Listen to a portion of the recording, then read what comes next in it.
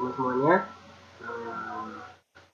Bismillahirrahmanirrahim. Assalamualaikum warahmatullahi wabarakatuh. Waalaikumsalam warahmatullahi wabarakatuh. Selamat pagi semuanya. Pagi Pak. Pagi Pak. Baik, hari ini kita akan melanjutkan kegiatan perkuliahan secara online. Jadi perlu diketahui kegiatan perkuliahan online itu ada dua model, teman. Model yang pertama adalah kita live Jimit gitu, atau kita live by Zoom. Nah, untuk perkuliahan online yang kedua, itu teman-teman menyimak atau mempelajari yang ada di LMS. Biasanya memberikan tugas, menjawab quiz atau menjawab tugas atau mengumpulkan tugas. Itu versi online yang kedua. Tapi kebanyakan dosen kita itu dilakukan by Zoom atau by Zimit itu. Nah, hari ini pembahasan kita sebelum jauh ke sana, saya akan share terlebih dahulu terkait dengan absensi ya. Absensi hari ini. Ini teman-teman siapkan dulu HP-nya. Jadi ini langsung di-share ya.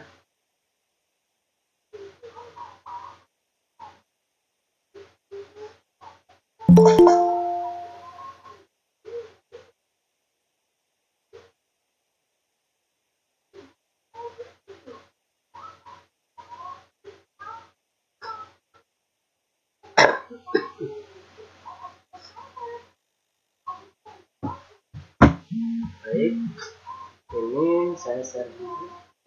Bentar, teman-teman. Sudah siap semua ya untuk handphonenya ya. Kita langsung absen saja. Nanti yang menyusul atau Alvan boleh untukkan ke teman yang lain untuk segera akhir ya, mengikuti kegiatan kuliahan pada hari ini. Nah, di sini masuknya kita pertemuan kedua, karena minggu kemarin kan kita libur ya, namanya libur Maulid Nabi gitu. Nah, itu tetap ada penggantinya meskipun libur, jadi tetap kalian berhak mendapatkan pertemuan sebanyak 15 kali plus 3 asesmen. Jadi 16 itu udah 3 kali asesmen. Baik teman-teman, ini sebentar.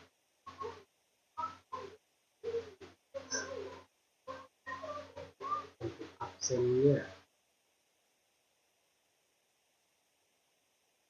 Jadi hari ini sesuai dengan apa namanya yang terdapat di Igrasias, pembahasannya adalah terkait dengan CPI. CPI itu apa, seperti apa, nanti kita akan lihat. Nah, di sini diharapkan setelah mengikuti kegiatan perkuliahan hari ini kalian memahami CPI itu sebenarnya apa, dan ada beberapa macam tipe CPI. Tapi kalian akan tahu.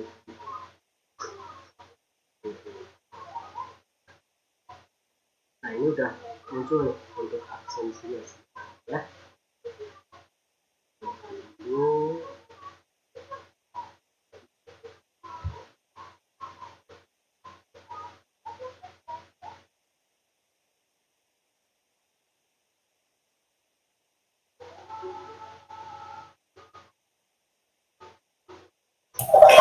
Maaf, share screen-nya belum muncul. Oh iya, belum sebentar. Lagi dipersiapkan.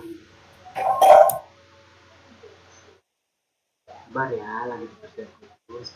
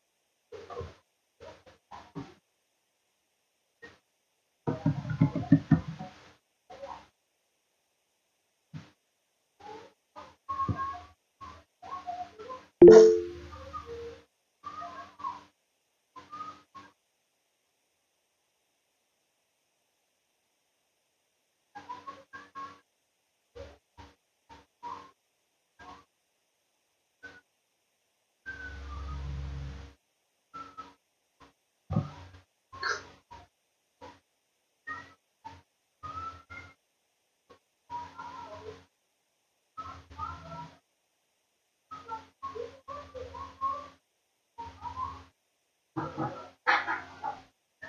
juga.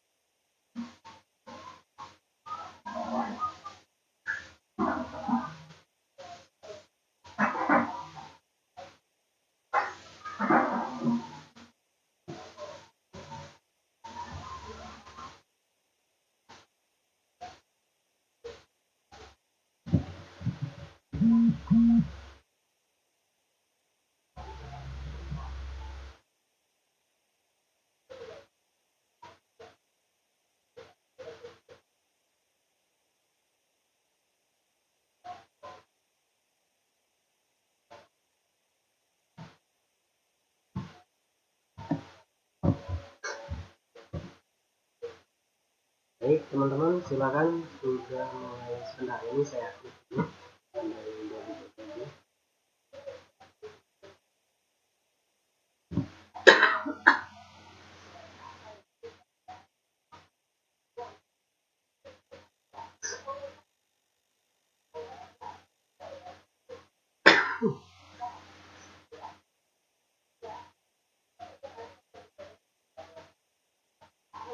Nah ini silakan teman-teman untuk absen terlebih dahulu ya.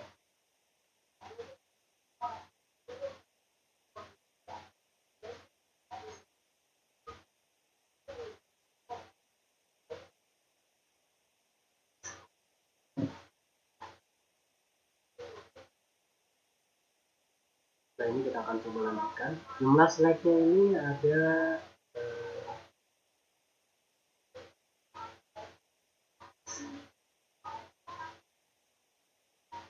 60-an lebih ya ini.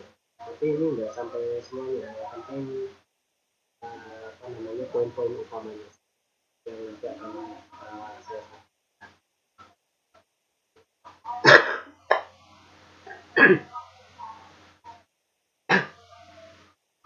maaf ini agak sedikit tuh ya. Lu batuk, pilek, ini galau tak penyakitnya. Baik, sudah semua.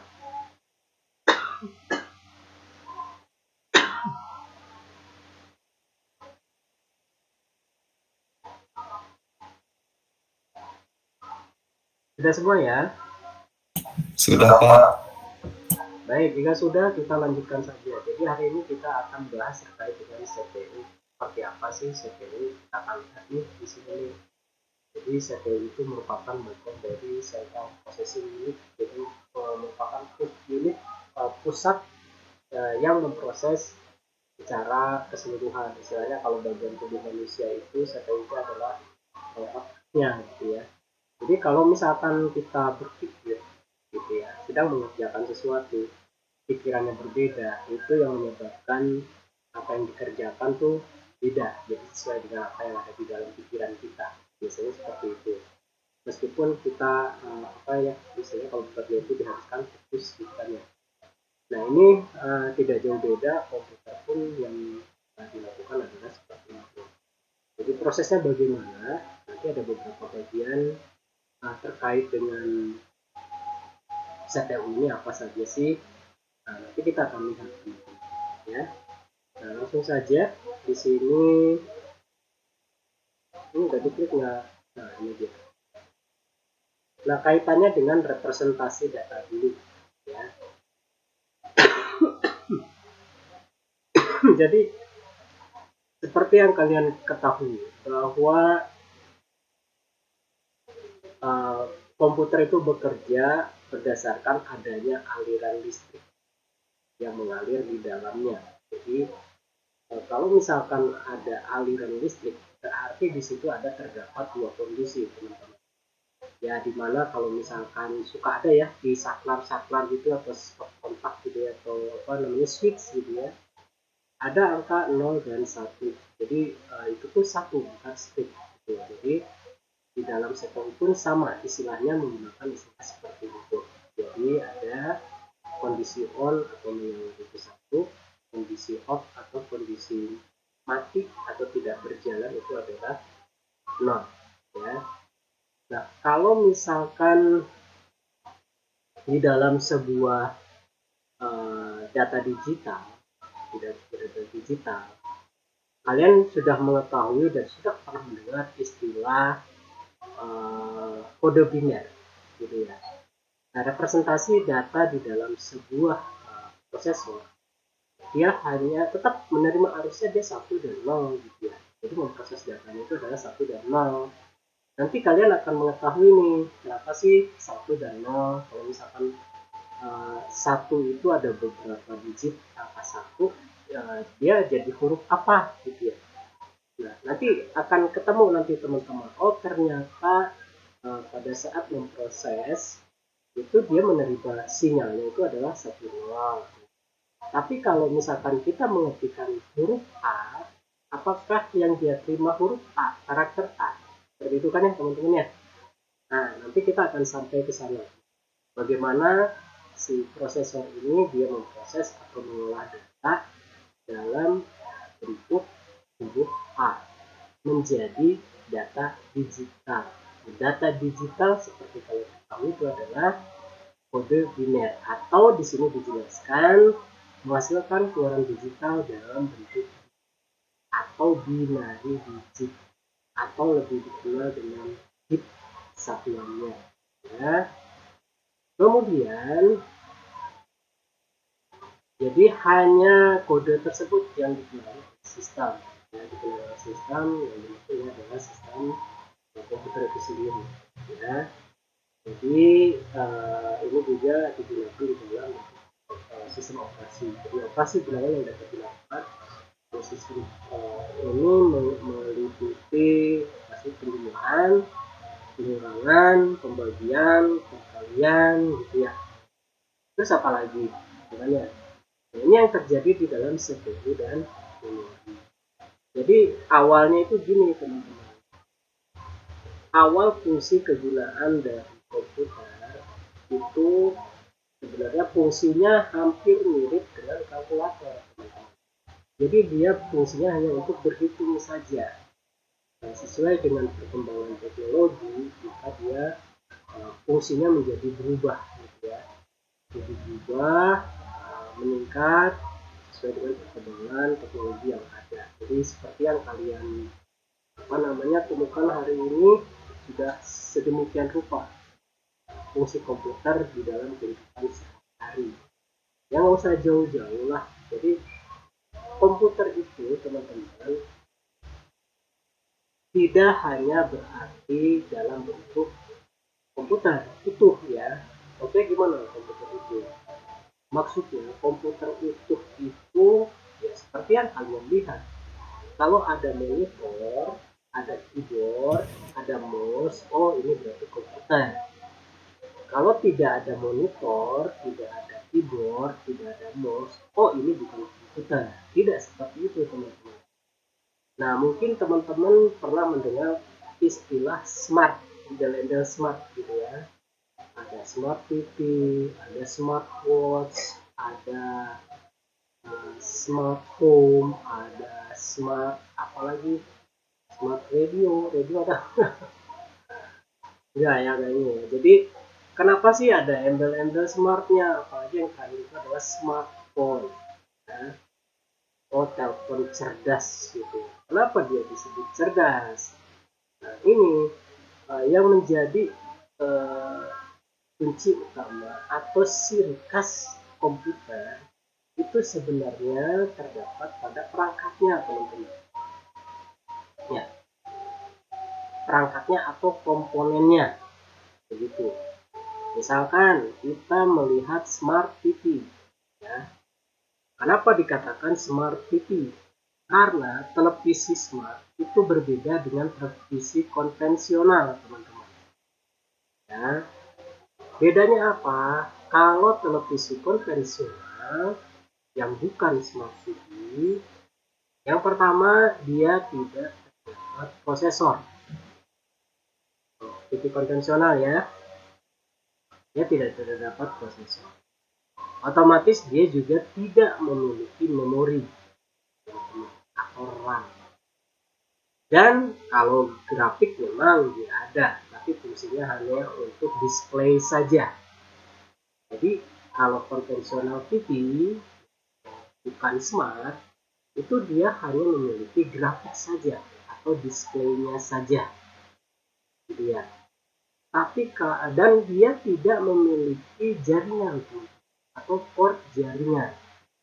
Nah, port jaringan di TV konvensional baik itu WiFi maupun LAN card atau port LAN atau port lokal area network yang disambungkan ke kabel jaringan, TV konvensional dia nggak punya.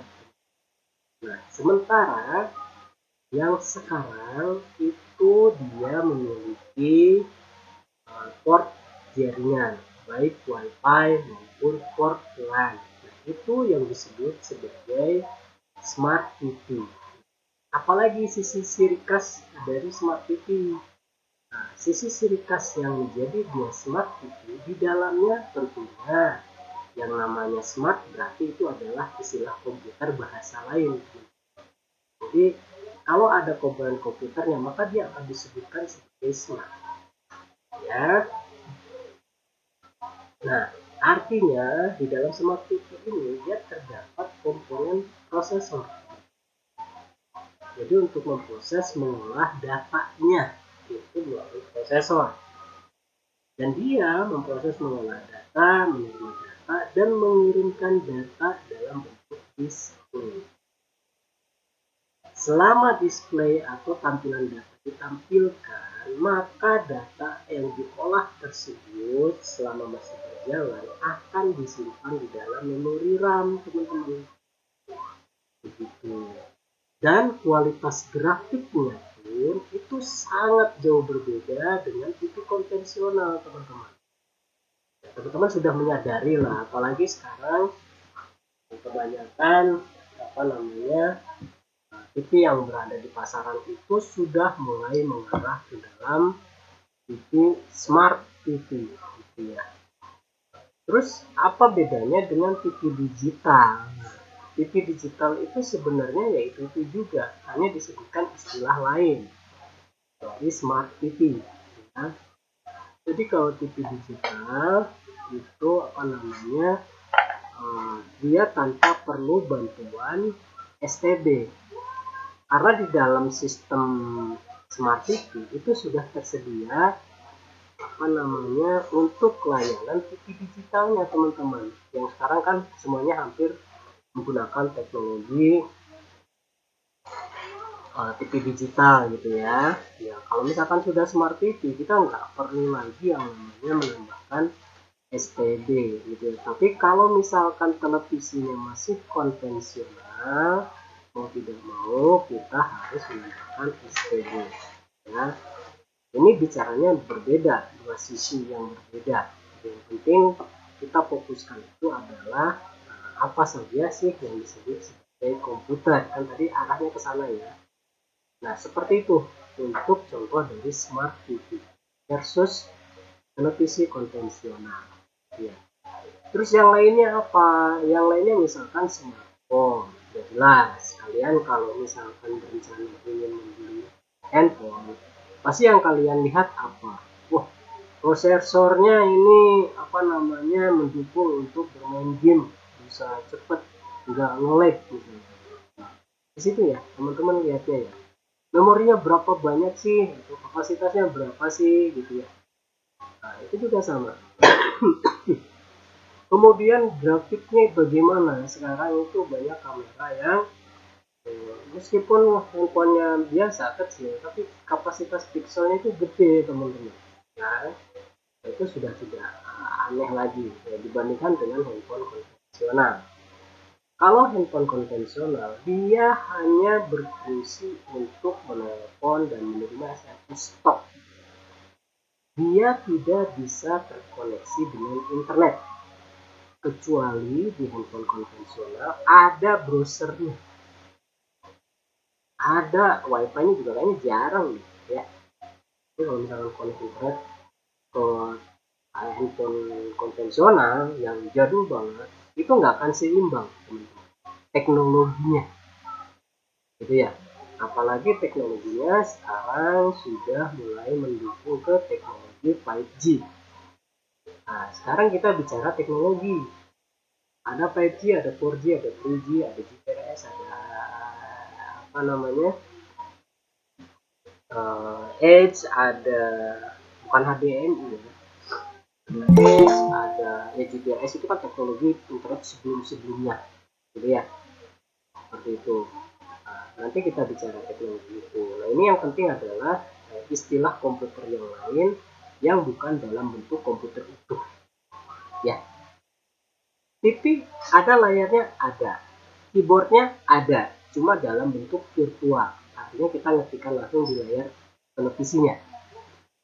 Mouse-nya ada, mouse-nya kadang ada, bisa tanda panah, kita bisa menambahkan fiturnya. Di handphone udah jelas, di handphone ada keyboard, ada layar, ada mouse juga. Kalau itu tab itu adalah mouse, teman-teman. Ya, hanya ya bedanya layar sentuh, gitu ya.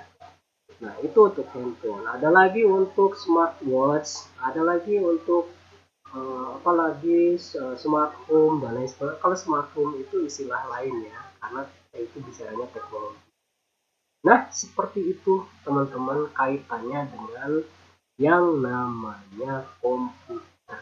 Intinya di dalamnya itu adalah komponen, ada terdapat komponen inti yang namanya CPU atau Central Processing Unit, yaitu yang akan kita bahas hari ini, teman-teman. Baik, mudah-mudahan teman-teman memahami ya. Sekarang kita akan lanjutkan lagi. Jika ada yang kurang paham boleh di slide kalian langsung menanyakan ya. Karena saya tidak melihat ini teman-teman Gmeet-nya. Nah, ini yang terbuka hanya slide. Jadi yang join tapi belum diadmit tolong kabari ya, karena nggak terlihat langsung. Yang Bapak lihat dengan yang kalian lihat sama ya, layar slide ya. Baik, kita lanjutkan teman-teman. Nah, selanjutnya seperti ini. Jadi udah jelas ya. Jadi komputer itu secara umum tersusun ada antarmuka. Antarmuka itu ini ya, apa namanya, interface. Interface itu ada interface dalam bentuk hardware, ada interface dalam bentuk software. Contohnya untuk yang hardware apa interface-nya? Contoh untuk yang hardware interface-nya itu adalah port atau jack yang di belakang PC itu. Ada kan? Ini kabel USB, nah itu adalah interface hardware untuk kabel USB. Ada lagi interface untuk kabel power, itu adalah interface untuk kabel power. Nah, untuk interface hardware, intinya kalau hardware itu yang berkomunikasi dengan port, tiap port ya. Dan di situ ada terdapat masukan dan keluaran ya, fungsi masukan dan keluaran. Kayak keyboard itu adalah masuknya masukan, input data, ngetik, tidak mengirimkan data. Nah, keluaran itu adalah contohnya kita nyetak printer gitu ya, itu adalah keluaran. Display juga sama, monitor itu adalah keluaran. Nah, kemudian kalau yang interface atau antarmuka software itu seperti apa ya? Kalau antarmuka software ini seperti yang kalian gunakan untuk kuliah online sekarang nih. Antarmukanya pakai apa sih? Kita pakai Google Meet. Itu adalah tampilan layar Google Meet yang menggunakan browser. Itu adalah namanya antarmuka software. Atau ini nih yang Bapak share sekarang nih dalam bentuk slide ya. Nah, ini adalah antarmuka slide untuk mempresentasikan apa yang dipresentasikan, seperti itu. Nah, kemudian berikutnya di sini ada prosesor, ada memori, ada media penyimpanan atau yang disebut sebagai hard disk. Kalau sekarang beda lagi ya, disebutnya apa? SSD, teman-teman. Port SSD-nya juga berbeda. Jadi port SSD-nya kalau nggak salah udah HDMI. Nah ya, jadi kalau hard disk itu adalah HDD, hard disk drive. Kalau SSD solid state drive. Ya, solid state drive ini hampir mirip dengan namanya RAM atau random access memory. Jadi dia dalam bentuk chip ya, dalam bentuk chip atau lempengan elektronik atau kepingan memori ya, atau IC. Nah, otomatis kalau misalkan bentuknya berbeda dengan hard disk, kalau hard disk kan dia lebih mengarah ke fisik, teman-teman. Dia ada rotasi, ada perputaran, ada piringan. Otomatis prosesnya jauh lebih lambat dibandingkan dengan SSD.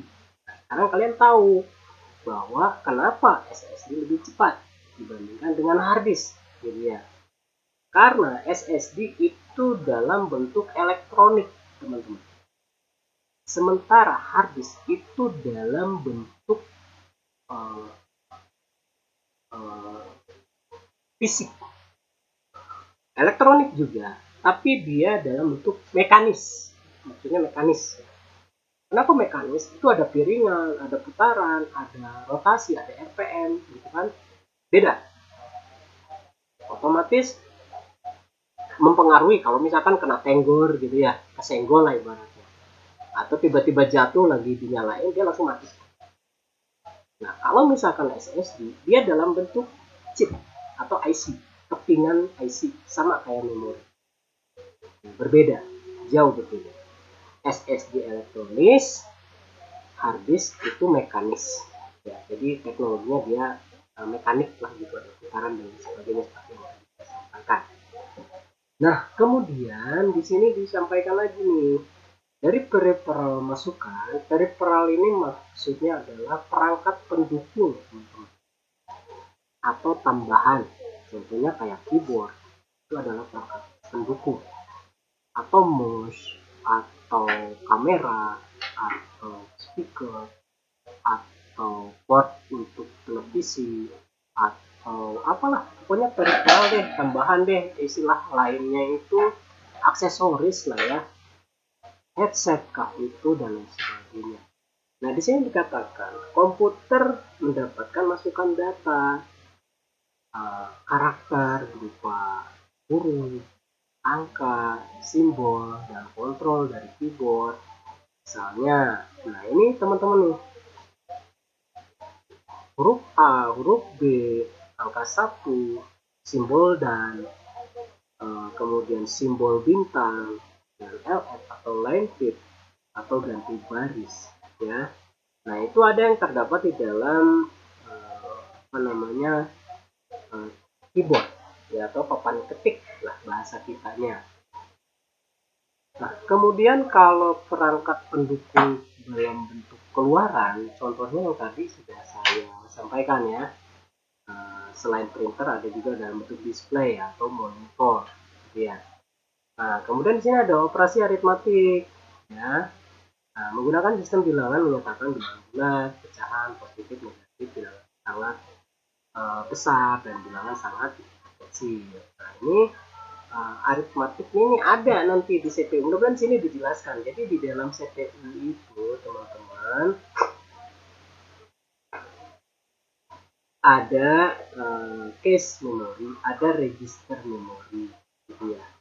Ada apalagi cache memori, register memori, terus yang tadi aritmetik ya. Nanti kita akan lihat ya, mudah-mudahan sini ada penjelasannya ya.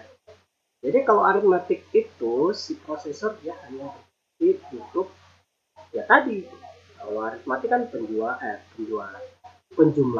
pengurangan, pembagian, perkalian, itu adalah aritmatik ya.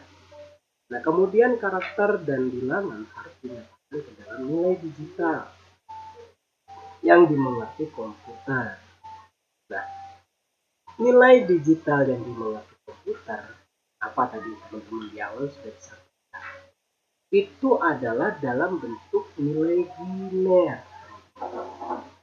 ya, itu dalam bentuk bilangan biner ya. Bilangan biner cuma ada 2 huruf, 0 dan 1. Nah, itu yang bisa dimengerti oleh komputer. yang biasa kita sebut sebagai sistem bilangan digital. Jadi bilangan digital itu 0 dan 1 ya. Oke, berikutnya katanya memori nanti aja deh, pertemuan keempat masih jauh ya. Berikutnya teman-teman,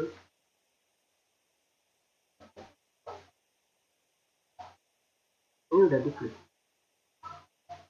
Ada yang baru bergabung kah? Nah, berikutnya baru kita mengarah ke apa namanya setting ya. Jadi kita sudah jelas tadi proses datanya seperti apa yang diproses oleh prosesor atau CPU itu seperti apa. Nah, sekarang kita ke CPU-nya nih. Jadi CPU yang seperti kalian kenal itu adalah kepanjangan dari Central Processing Unit atau unit pemroses pusat ya.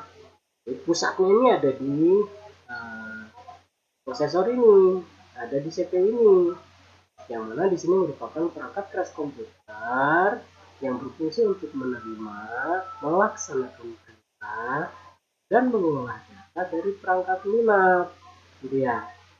Jadi, nah, gini teman-teman, dari sini kita bisa pahami ya, kita tunda dulu, kita agak sedikit beberapa trouble ya. Jadi kalau misalkan kan dia bilang kan berfungsi menerima, melaksanakan, dan mengolah data. Artinya jika komputer tidak berfungsi, ada kemungkinan terdapat masalah di prosesornya gitu. Tapi itu sangat jarang teman-teman. Yang paling sering jika terdapat masalah pada komputer itu terdapat kepada dua komponen. Catat teman-teman. Jadi kalau nggak nyala apa dan sebagainya terdapat pada dua komponen. Yang pertama komponen apa? Terdapat masalah ya, ada kabel ya. Yang pertama adalah memori RAM. Nah, yang kedua itu adalah biasanya ke PGA. Nah, PGA mempengaruhi. Ada dua model PGA. PGA bawaan atau biasa disebut dengan PGA internal, kemudian PGA tambahan atau biasa disebut dengan PGA eksternal. Jadi biasanya kalau PGA eksternal ini spesifikasinya lebih tinggi teman-teman ya. Jadi di kedua itu, nah, kalau misalkan kedua itu udah aman masih nggak nyala juga, berarti kita perbaiki prosesor. Bukan perbaiki kita otak-atik prosesor, tidak menutup kemungkinan kondisi prosesor itu panas teman-teman. Jadi kalau prosesor panas banget, dia nggak akan menyala karena dia saking sibuknya. Antisipasi ini kita diamkan sejenak atau posisi prosesornya kita perbaiki. Nah ini nanti pada saat praktikum tuh maksimalkan ya. Oke, sekarang kita kembali lagi ke slide ya. Nah ini poin kedua dijelaskan prosesor ini sering digunakan yang kita sebut itu adalah CPU pada umumnya. Tapi kalau di kita CPU itu casingnya komputer gitu. CPU-nya lu bawa enggak? CPU itu prosesor bro, itu yang terdapat di dalam motherboard gitu. Tapi udah kebiasaan kita ya. Monitornya bawa. Kalau CPU-nya dibawa enggak? Dibawa, itu yang kotak gede itu CPU. Kadang seperti itu ya, tapi nggak apa-apa. Yang penting kalian sekarang sudah paham yang dimaksud dengan CPU itu apa. Nanti kemungkinan akan ada gambarnya. Nah kemudian poin ketiga tadi sempat saya sampaikan ya. Jadi di dalam CPU itu terdapat beberapa komponen teman-teman ya, yang biasa disebut sebagai CU atau unit control atau control unit. Kemudian ada register memori yang tadi ya. Nah, unit control ini adalah unit kendali yang terdapat di dalam prosesor teman-teman.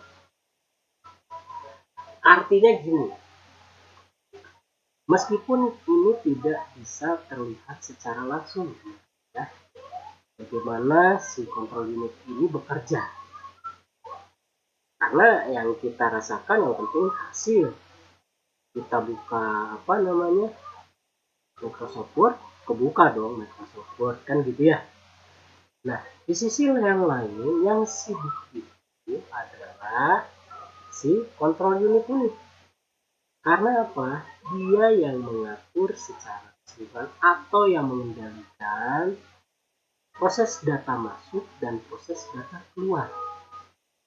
Yang kecepatannya itu sangat luar biasa. Nanti deh kita lihat deh kecepatannya seperti apa. Makanya ada CPU lu berapa giga kan gitu ya, 2 giga, 1 giga, 1,5 giga, atau berapa giga gitu ya. Nah, sekali proses dia berapa per second, nanti kita akan temukan di situ. Kita nggak bisa bayangkan kecepatan prosesnya gitu ya. Nah, ini yang dikendalikan oleh remote control atau control unitnya.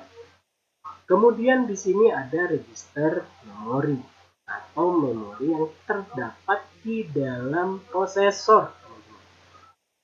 Jadi prosesor itu ternyata dia memiliki memori. Selain dia terdapat memori di luar area prosesor. Ya, yang biasa kita sebut sebagai RAM. Gitu ya.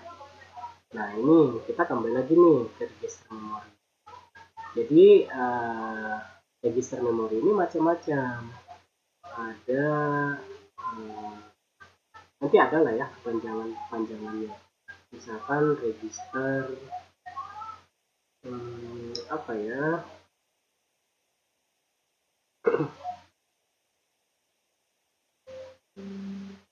Jadi register memori ini dia akan menyimpan hasil proses data selama data itu masih terbuka, teman-teman.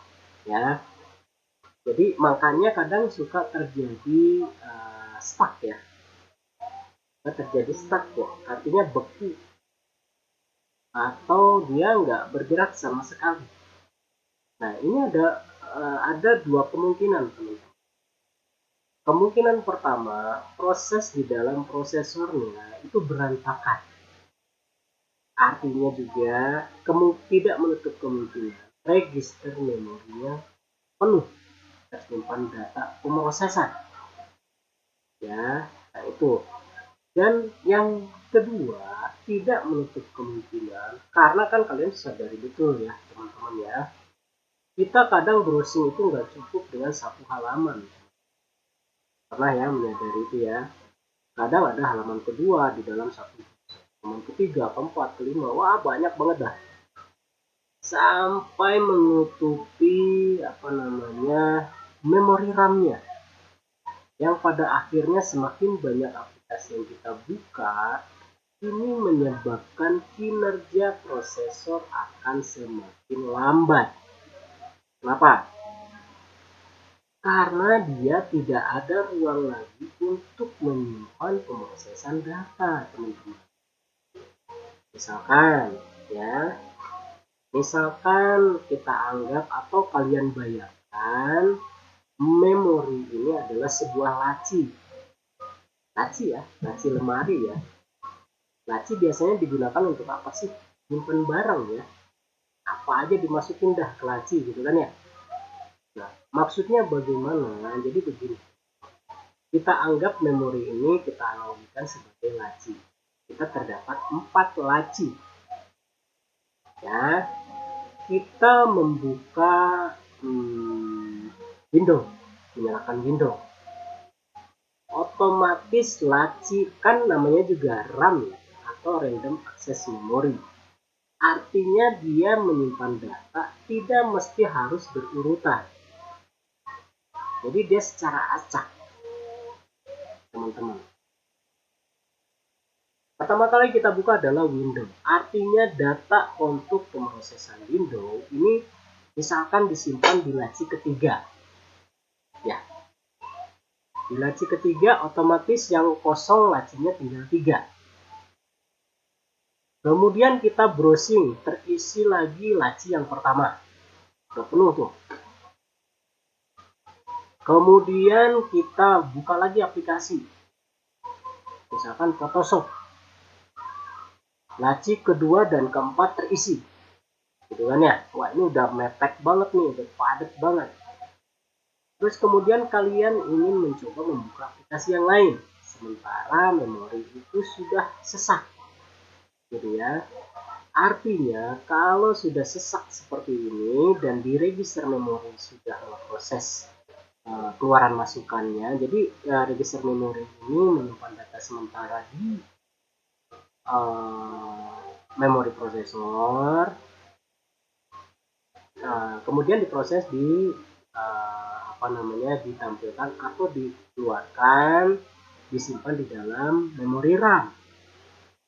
Nah, memori RAM hasil data pemrosesan ini akan ditampilkan dalam bentuk tampilan di layar. Jadi RAM ini dia hanya menyimpan datanya. Kalian sadari betul nggak kira-kira?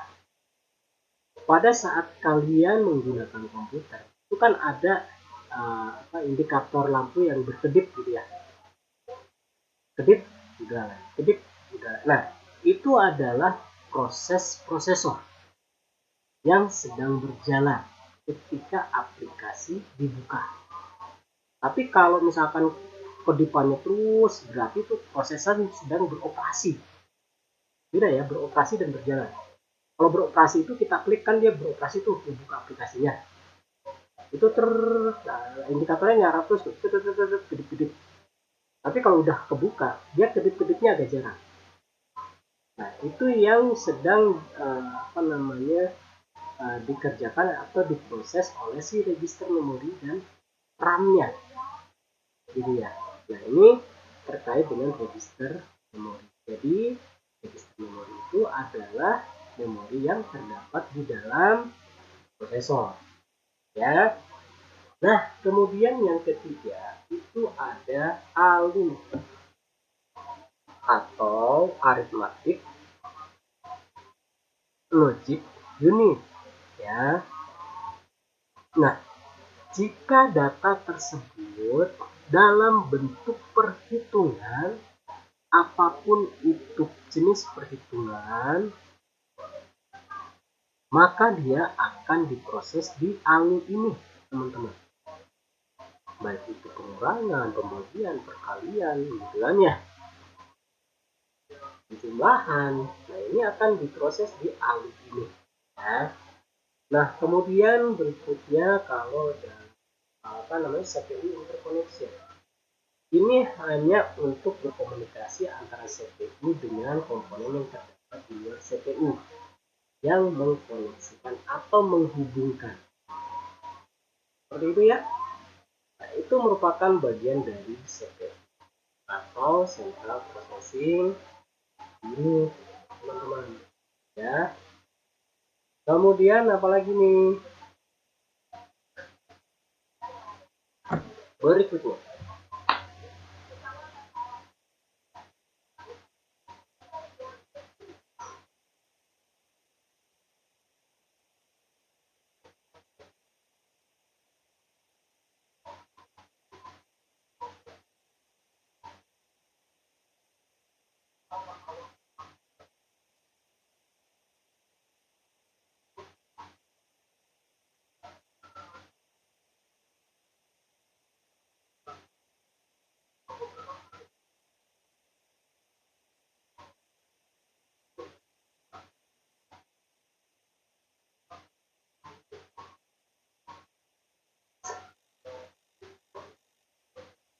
Baik, berikutnya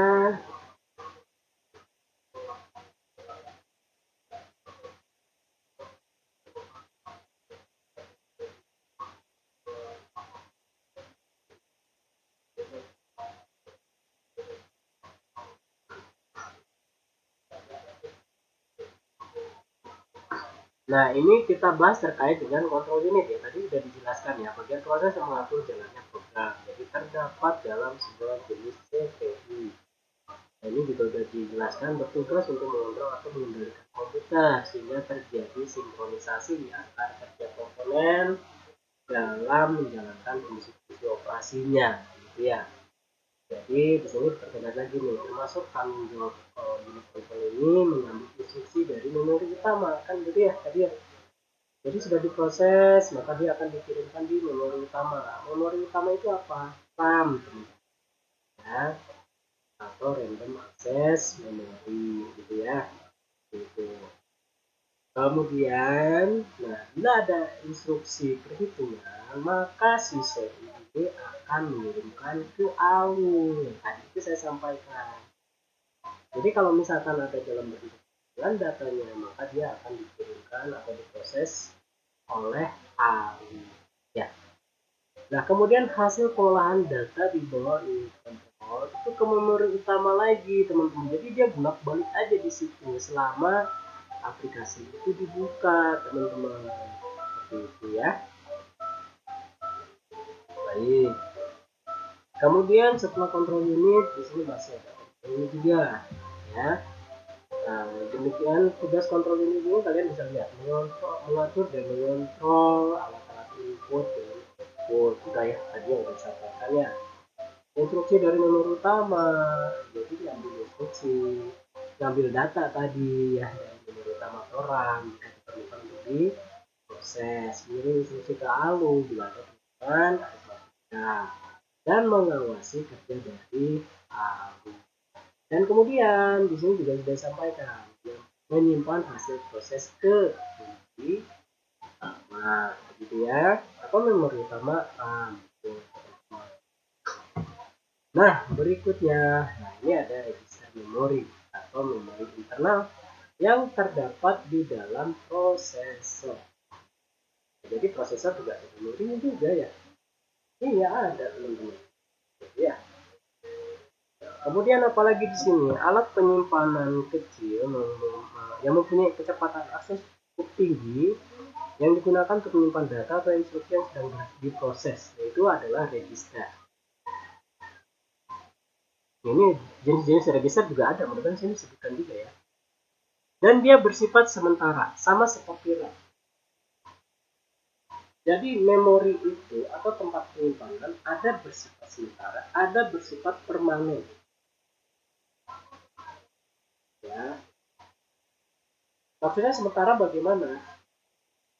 Jika komputernya dimatikan, datanya hilang sih. Istilahnya apa ya? Volatil non volatil. Ya disebutnya volatil non volatil. Tidak salah. Yang bersifat sementara itu adalah non volatil. Ya. RAM juga sama, bersifat sementara. Kalau komputer dimatikan, ya bersih semua data yang ada di RAM atau di memori. Nah,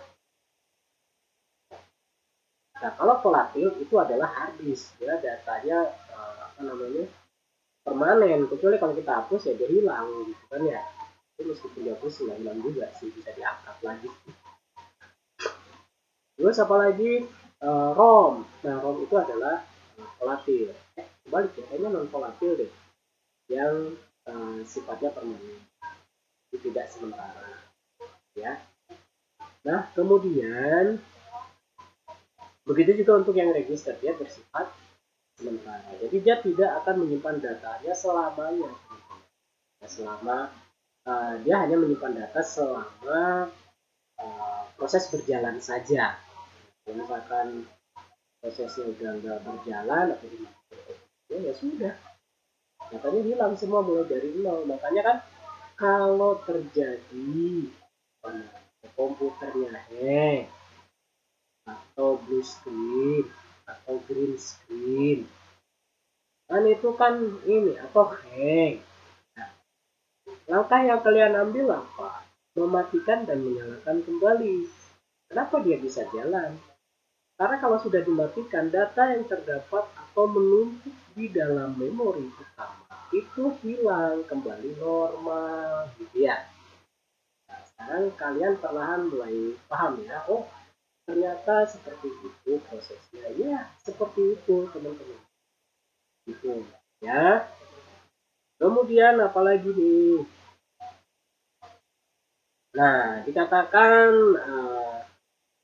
kalau dianalogikan register ini adalah otaknya.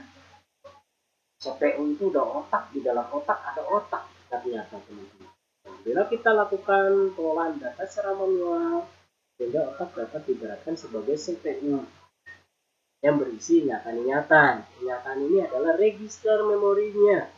Ya, satuan kendali yang mengatur seluruh kegiatan tubuh dan menjadi tempat untuk melakukan perhitungan dan perbandingan logika. Itu namanya ALU, gitu ya.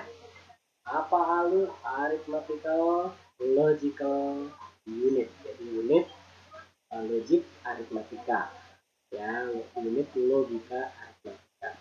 Gitu. Berikutnya. Nah, sekarang kita ke ALU nih teman-teman. Seperti yang sudah disampaikan di awal, tugas untuk melakukan operasi aritmatika. Operasi logika dasar berdasarkan instruksi yang ditentukan. Dia katakan terdiri dari dua bagian, unit aritmatika dan unit logika bilan. Bilan itu ya 1, 0, and, or, nor. Kemudian apa lagi? Bilan tuh nen, n, gitu ya. Jadi ya masih ingat ya mungkin ya, yang teknik nih, yang SMK mungkin ya, atau SMA juga belajar juga, yang n, or, non, nen, gitu. Nah, kemudian tugas utama ALU melaksanakan semua perhitungan aritmatika sudah jelas, ini sudah disampaikan. Kemudian ALU melakukan semua operasi aritmatika dengan dasar penjumlahan, sehingga sirkuit elektronik yang digunakan disebut header, ya. Dan untuk pendalaman atau untuk pemrosesan data di ALU, teman-teman. Ya, kita lanjut lagi. Mungkin ada pertanyaan dulu teman-teman, takut kalian kelupaan kalau tunggu selesai. Silakan teman-teman, jika ada pertanyaan mangga.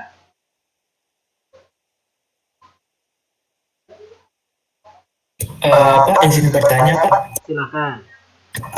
Kan tadi yang register unit itu kan gunanya untuk mengolah data secara sementara ya, Pak. Ya. Itu apakah sama fungsinya dengan RAM atau ada perbedaannya, Pak? Kalau ada perbedaannya.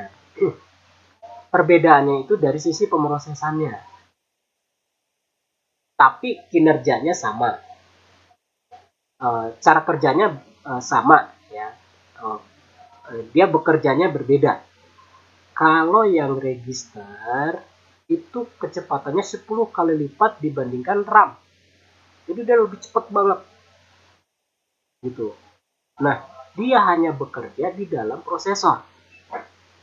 Nah, ini untuk yang register. Ya. Nah, kalau misalkan RAM, dia berada di luar area prosesor. Ya. Jadi dia hanya bekerja untuk dari prosesor ini, dari register dikirim ke CPU yang kontrol ini tadi yang mengendalikan, kemudian dia kirim ke RAM. Jadi hasil proses pengolahan yang terdapat di CPU dia kirim ke RAM. Nah, ini jauh di bawah kecepatannya dibandingkan register. Ya, itu beda banget. Tapi fungsinya sama, menyimpan data sementara. Tapi tempatnya berbeda. Kalau register itu data sementaranya di dalam prosesor, kalau RAM itu menyimpan data sementaranya di dalam memori RAM yang terdapat di luar prosesor. Seperti itu. Baik, Pak. Terima kasih, Pak. Mangga, silakan. Silakan. Hilang suaranya. Enggak, Pak. Udah selesai. Terima kasih, Pak. Ya. Hilang suaranya. Udah maksudnya gimana? Udah terjawab, Pak, maksudnya. Oh, siap. Terima kasih, Pak. Baik. Kita lanjutkan lagi. Ada lagi silakan sebelum saya lanjutkan. Jadi ini teman-teman ya, kalau di dalam prosesor dia tidak menunjukkan kapasitas memori registernya. Ya, dia tidak menunjukkan. Tapi kalau misalkan di spesifikasinya itu diperlihatkan, kemungkinan kayaknya sih diperlihatkan. Nah, secara umum di dalam prosesor itu dia hanya menunjukkan proses kecepatannya saja. Ya, berapa gigahertz gitu ya. Itu namanya frekuensi kan lebih cepat ya proses kerjanya seperti apa. Kan gitu ya. Jadi berapa gigahertz itu yang paling utama diinfokan yang kita lihat gitu ya untuk memilih prosesor. Nah, secara tidak langsung kalau registernya kita nggak bisa melihat langsung. Tapi biasanya kalau spesifikasi prosesornya tinggi, otomatis registernya juga uh, mengikuti ya tinggi juga gitu ya. Tapi ya tetap kapasitas memori terbatas gitu. Begitu ya. Baik, kita lanjutkan lagi jika tidak ada pertanyaan.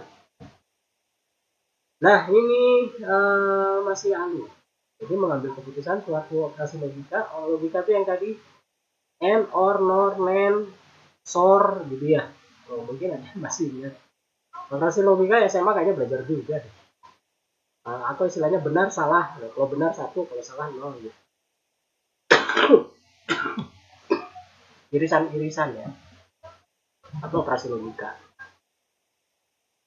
Nah, kemudian ada 2 operand. Nah, dengan menggunakan operator logika. Yaitu sama dengan, tidak sama dengan, atau kurang dari, lebih dari, atau sama dengan lebih dengan, ya, lebih besar, lebih kecil, dan lain-lain. Itu yang terdapat di dalam ALU juga. Jadi dia tidak hanya pemrosesan untuk pembuahan perkalian kembali. Tuh, ya. Kita lanjut. Nah, berikutnya adalah CPU interconnection. Sudah jelas dari kalimatnya ini adalah interconnection untuk mengkoneksikan di dalam internal CPU. Ya. Jadi CPU interconnection ini dijelaskan bahwa merupakan sistem koneksi dan bus. Bus itu bukan bis ya. Bus ini jalur teman-teman. Maksudnya bus ini adalah jalur ya. Jadi bus atau jalur yang menghubungkan komponen internal CPU yaitu ALU. Jadi dia koneksi antar komponen ya. Singkatnya seperti itu. Dia menghubungkan ke ALU, menghubungkan ke control unit, menghubungkan ke register yang terdapat di dalam prosesor, dan juga jalur-jalur eksternal CPU. Maksudnya jalur eksternal CPU seperti apa? Kan setelah diproses oleh CPU kan dia simpan di memori RAM. Setelah disimpan di memori RAM, kemudian dia akan ditampilkan. Kemarin mungkin kalau teman-teman sudah belum ya, kelompok ini belum praktek ya di sini. Nanti kalian akan menyimak, di situ ada North Bridge dan South Bridge. Simak aja deh pada saat praktikum video itu seperti apa. Itu komunikasi antara CPU dengan RAM, maksudnya ke gerbang yang mana nih? Gerbang utara atau gerbang selatan. Jadi kalian simak ya. Nah, di sini katakan bus eksternal CPU yang menghubungkan dengan sistem lainnya seperti memori utama dan masukan dan keluaran. Gitu ya. Jadi, yang berkomunikasi langsung keluar itu bukan CPU, teman-teman. Tapi yang berkomunikasi langsung keluar itu adalah dari memori RAM. Begitu. Jadi, apapun yang diproses oleh prosesor ditampung oleh RAM. RAM setelah diolah, proses ditampilkan ke layar tampilan. Selama aplikasinya dibuka, maka si RAM ini bertanggung jawab untuk tetap menyimpan data aplikasi yang kita buka. Nah, kemudian prosesor juga dia bertanggung jawab untuk tetap memfungsikan aplikasi yang dibuka. Makanya kalau udah dibuka tuh ada kedip, kedip, agak jarang gitu kedip-kedip. Itu adalah untuk menyetabilkan teman-teman, bahwa aplikasi yang kita buka itu masih tetap bisa digunakan. Seperti itu. Ya. Nah, itu kaitannya dengan CPU interkoneksi. Jadi dengan jalur eksternal CPU. Mana? RAM, VGA, ya udah ke layar tampilan. Gitu ya. Wah, ini menarik teman-teman. Kalau misalkan kita langsung lihat alatnya gitu ya pada saat praktek ya. Ya maksimalkan lah. Insya Allah nanti saya coba hadir ya saat praktek ya. Karena sebenarnya sih tugas asprak kalau praktek itu, tapi tetap saya bantu gitu ya. Nah, seperti itu untuk yang CPU interkoneksi ya. Jadi dia intinya adalah untuk menghubungkan komponen-komponen yang terdapat di dalam CPU ke jalur eksternal CPU. Seperti memori utama, dan pemasukan dan keluaran dan sebagainya. Berarti masukan apa? Kan tadi udah keyboard. Jadi dia fungsinya untuk input aja. Mouse juga input. Kan mouse ya gerak, kursornya gerak. Bisa apa lagi yang input? Kamera. Kan ada kamera, layar kamera wajah kita ada di dalam monitor. Jadi input. Kemudian apa lagi? Mic kan kita bicara dalam bentuk suara, masuk ke dalam prosesor, diproses, lalu dia tampilkan ke dalam speaker keluarannya. Berarti speaker keluaran, mikrofon masukan, gitu ya. Nah, kalau tadi keyboard itu masukan, tampil kita mengertikan apa, tampilkan di layar monitor itu adalah keluarannya, keyboard masukannya. Kemudian apa? Proyektor, sama proyektor juga. Sama apa? Ya apa dong? Masuk keluaran atau masukan? Masukan atau keluaran? Keluaran ya, karena dia menampilkan layar monitor seperti itu. Itu sebagian, nanti ada pembahasan khusus ya, angkat masukan dan keluaran. Berikutnya. Nah, ini dia. Ini cara kerja tadi udah saya sampaikan. Jadi saat data dan atau instruksi yang dimasukkan processing device atau ke perangkat prosesor, pertama sekali diletakkan di RAM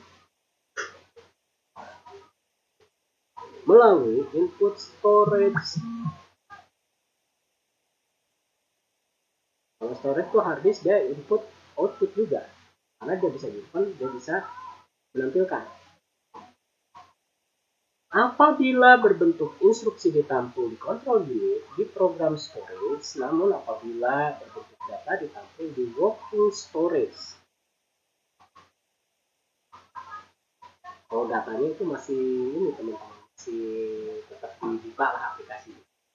Ya, bekerja, tempat penyimpanan bekerja. Artinya ya seperti register itu adalah working storage. RAM adalah working storage. Ya. Nah, ini dipertegas lagi nih teman-teman, poin ketiga. Jika register siap untuk menerima pengerjaan eksekusi, ya. Jadi eksekusi itu misalkan gini teman-teman. Kita buka Microsoft Word. Woi, komputer, gua butuh buka Microsoft Word. Gua nggak mau tahu, lu harus buka. Nah, gitu kan. Bahasa kita aja, gitu ya. Si prosesor langsung nerima, wih ini mau buka ini nih, apa nih, Microsoft Word, sabar. Dia diterima dulu oleh control unit bahwa memastikan Microsoft-nya ini ada. Ya, nah, dia akan mengambil instruksi dari program storage. Program storage itu di mana? Di hard disk. Weh, bentar dulu, lu udah install belum? Kalau misalkan lu belum install, ya kagak bisa lah gue buka. Ibaratnya gitu kan, kata si prosesor. Ya lu cek aja dah, udah install apa belum? Misalnya kan gitu ya. Akhirnya dia setelah mengambil instruksi dari program storage, ternyata ada nih Microsoft Word sudah diinstalkan. Nah, kemudian untuk ditampung ke instruction register. Jadi ke register instruksi. bahwa ini Microsoft Word dibuka oleh bos ceritanya. Ya, bahasa kita aja lah supaya gampang dipahami ya. Nah, sedangkan alamat memori berisikan instruksi tersebut ditampung oleh program counter. Jadi udah beres nih di register, maka dia disimpan di dalam memori RAM. Nih, gue udah buka Microsoft Word. Monggo kata prosesor. Ya udah, tampillah Microsoft Word di layar monitor. Selesai. Jadi, apapun yang kita instruksikan, dia selalu mengambil instruksi dari program storage, teman-teman. Program storage itu apa? Hard disk. Dia ngecek dulu. Bentar nih, ada nggak nih? Kalau kagak ada, kagak bisa lah bang. Gitu kan? Ibaratnya seperti itu. Ya, oke. Akhirnya ya seperti tadi yang saya sampaikan. Oh ada, oke, kita tampilkan. Gitu ya. Nah, itu adalah cara kerja seperti itu. Ya. Baik, berikutnya. Nah, ini dia. Sedangkan data diambil alih oleh control unit, jadi working storage. Untuk ditampung di general purpose register, ya, atau register apa namanya umum ya.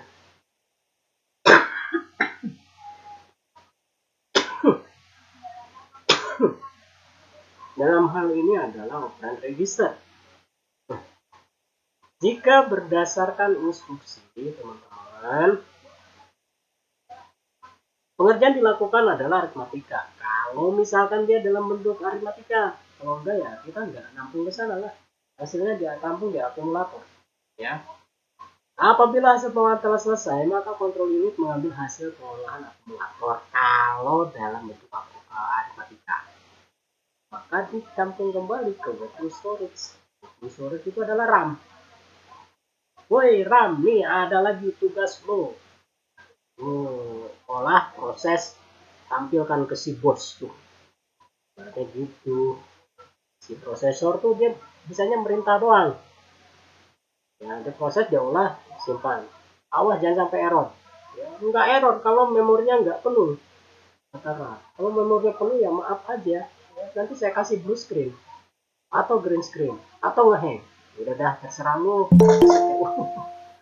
Ibaratnya gitu ya. Ini jadi ada komunikasi yang unik antara CPU dan memori.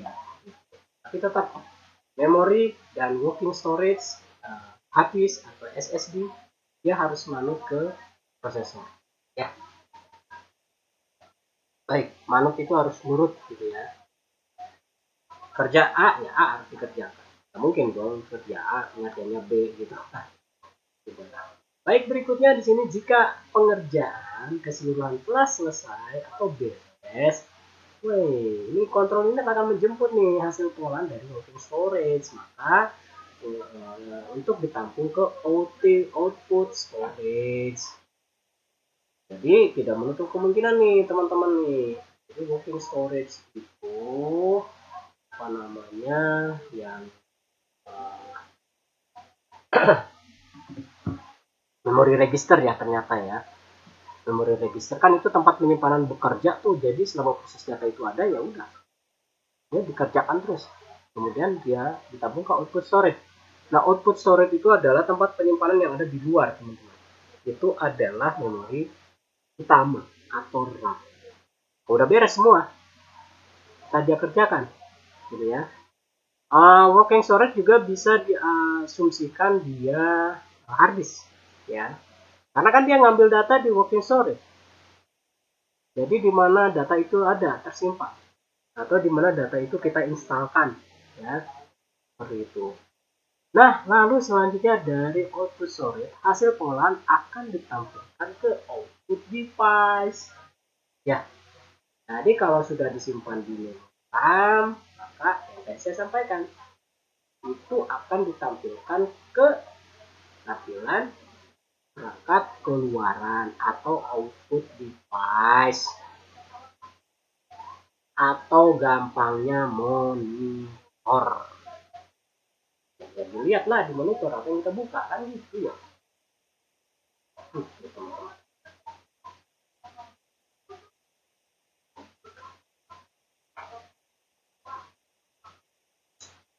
Baik, berikutnya kita lanjutkan lagi.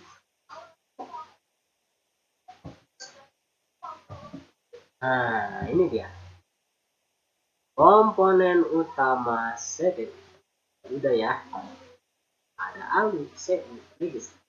Posisinya seperti ini. Nah, ini adalah interkoneksi.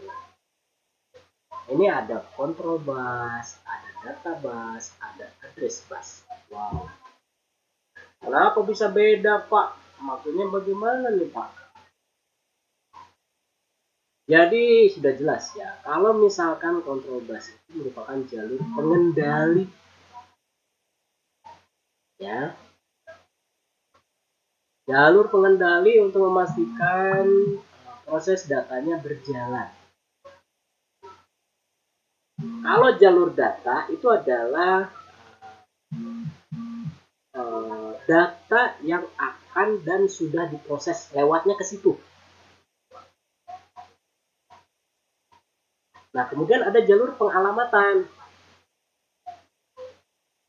Nah, ini unik teman-teman. Yang tadi pengalamatan artinya begini. Kan tadi kita umpamakan 4 laci ya. 4 laci tadi ya. Memori RAM tuh. Tadi katanya apa namanya? Pertama kali Windows dinyalakan kan memori RAM menampung data Windows kan ya. Dimana disimpannya tadi di laci ketiga. Nah, alamat untuk menyimpan data Windows itu di laci ketiga. Alamatnya sebenarnya ada, teman-teman. Nantilah pada saat di perhitungan biner nanti akan ada jelas sih. Jadi nyambung-nyambung. Jadi makanya teman-teman jangan sampai nggak hadir nanti. Harus apa namanya? Usahakan hadir ya. Ini kebetulan kalau online itu videonya saya upload di YouTube. Yang tidak hadir bisa menyimak. Tapi kalau onsite kan saya nggak rekam. Ya, gitu. Nah, ini kaitannya dengan control bus, data bus, dan address bus. Jadi address bus ini merupakan jalur pengalamatan di mana data itu sudah selesai diproses, dikendalikan oleh jalur kontrol atau jalur kendali, ya disimpan di alamat mana? Laci pertama, kedua, atau ketiga, atau keempat. Address bus yang ngatur. Gitu ya. Baik, kita lanjutkan. Nah, ini komponen utama. Itu CPU. Ini untuk yang ALU ya. Detail internal CPU. Ini unit kontrolnya. Ada satu flag, ada satu flag. Ini penanda flag gitu ya. Shifter, ada komplementer. Ini untuk yang logika dan bilang. Nah, ini adalah jalur internal CPU. Ini register. Jadi pada saat data masuk, dia terima oleh ini. Ditampung, diproses, diregister, diambil lagi, baru dikirimkan ke yang tadi, output storage. Kalau misalkan dalam bentuk perhitungan, ini maka dia akan langsung alihkan ke ALU. Ya. Jadi diagramnya seperti ini. Pemrosesannya. Ya, meskipun kita nggak bisa melihat langsung ya teman-teman ya. Tapi secara logika, CPU ini seperti ini, gitu ya. Itu teman-teman.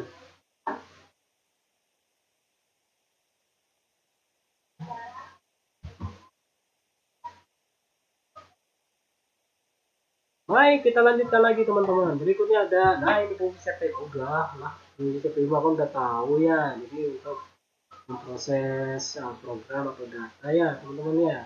Oke, masih nggak puas juga, nggak tahu. Udah, kita jelasin lagi. Baik, fungsinya apa sih sebenarnya CPU itu teman-teman? Fungsinya yang menjalankan program yang disimpan ya tadi dalam register dan dalam RAM.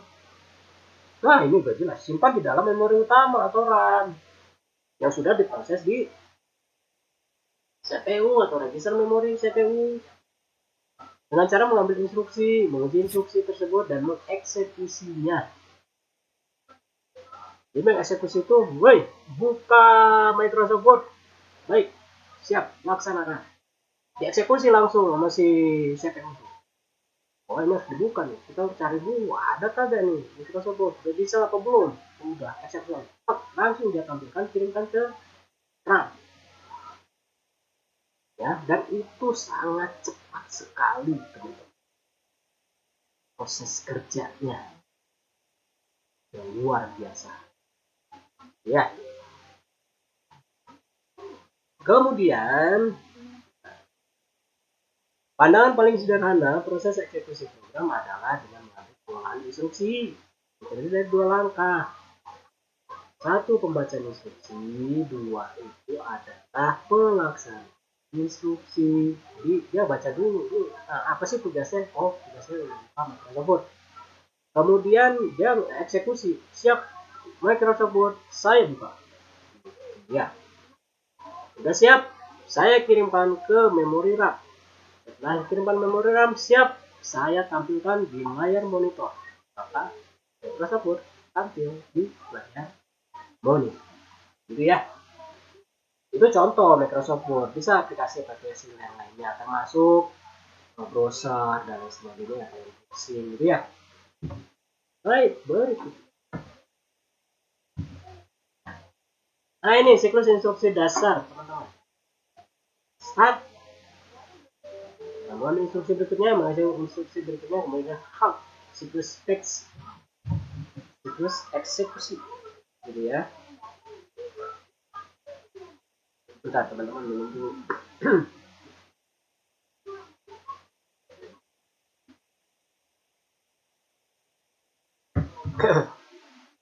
Jadi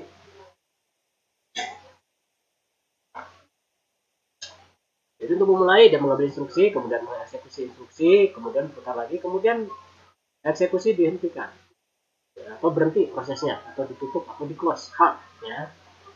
Nah, siklus dieksekusi, siklus teks, ya, diolah, ya. Kemudian berikutnya, siklus teks.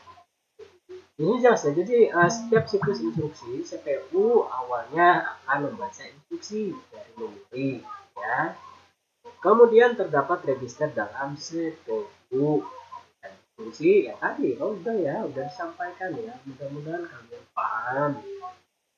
Mengawasi menghitung instruksi selanjutnya ada disebut program counter. Jadi PC akan menambah satu hitungannya setiap kali CPU membaca instruksi, ya. Kemudian instruksi yang dibaca akan dibuat dalam register instruction atau IR. Ya. Nah, instruksi-instruksi dalam bentuk kode biner. Karena apa? Dia merupakan bagian dari data digital. Data digital yang diproses selalu dalam bentuk biner, yang dapat diinterpretasikan oleh CPU atau diimplementasikan atau diterapkan. Kemudian dilakukan aksi yang diperlukan. Apakah dibuka aplikasinya, lalu dibuka. Apakah ditutup aplikasinya, lalu ditutup. Apakah tugasnya di restart, lalu di restart. Apakah tugasnya di shutdown, lalu di shutdown. Sudah selesai, kita menggunakan komputer. Baik, kita ada waktu 1 menit lagi supaya ini benar-benar matang ya. Kalau kebanyakan nanti malah lupa semuanya. Baik, sedikit lagi teman-teman. Nah, ini masih siklus test untuk yang eksekusi ya. Sini dikelompokkan menjadi 4 kategori. Jadi sisanya kalian baca saja secara mandiri ya teman-teman. Ini ada CPU memori, perpindahan data CPU memori dan sebaliknya. Udah jelasin ya. Kan proses CPU, kemudian kirimkan ke memori, kirimkan lagi ke CPU, ke memori lagi, kemudian tampilkan ke layar utama. Begitu, itulah terus prosesnya seperti itu teman. Kalau memorinya nggak jalan, nggak bisa, atau komputer nggak nyala, berarti memorinya nggak pas, atau kotor, atau kurang keras. Sama prosesornya juga. Kalau misalkan nggak nyala, kemungkinan prosesornya panas atau apa gitu ya. Nanti deh pada saat praktek ya, kalau gini mah susah nih begini ya. Kemudian pengolahan data CPU membentuk sejumlah operasi aritmatika dan logika terhadap data. Ini udah jelas ya. Yang kontrol merupakan instruksi untuk pengontrolan fungsi atau kerja. Misalkan instruksi pengubahan urusan eksekusi. Woi, buka Microsoft. Oke, siap, saya buka. Woi, buka Photoshop. Oke, siap, saya buka Photoshop. Kan kayak kita merintah ke Google ya. Jam berapa sekarang? Hari ini. Sekarang jam berapa gitu.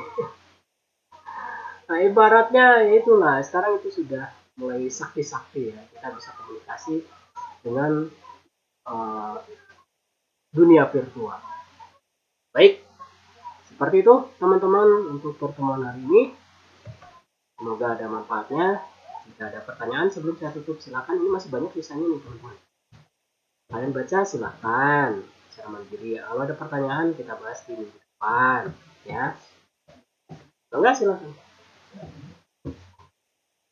Ada pertanyaan?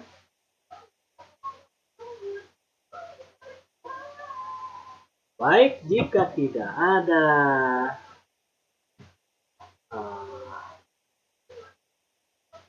saya akhirin dulu sampai di sini teman-teman. Nanti kita ketemu lagi. Oh iya, apa ini saya close dulu